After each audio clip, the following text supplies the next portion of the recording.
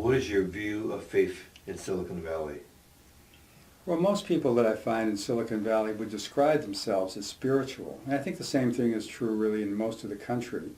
They describe themselves as spiritual, but spirituality can mean all sorts of things in Silicon Valley. It can mean Far Eastern religions. It can mean faith in themselves. But in general, people in Silicon Valley would believe in some kind of a higher power. I found really very few atheists, although certainly there are some that are here.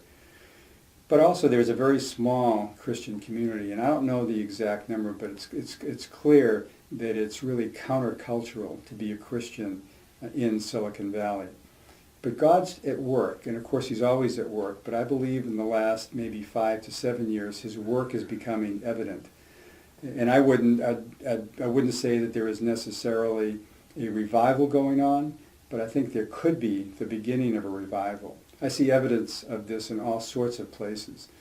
For example, there are large churches that are expanding where they're going to multiple campuses, and I could cite a number of churches. I've counted around 12 to 15 churches that have 1,500 or more attendees on any given Sunday, and a number of those churches are expanding. There are new churches that are opening.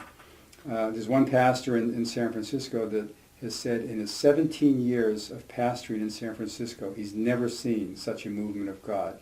So churches are expanding, new churches are opening. There's a group that's formed called Transforming the Bay with Christ that was started by Pat Gelsinger and some of his friends. Pat's the CEO of VMware, and Pat wrote the foreword to the book, Finding God in Silicon Valley.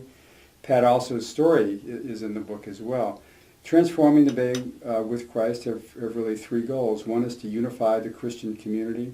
Another is to amplify the services that are provided to really make a difference in the Bay Area for Christ. And the third is to plant more churches.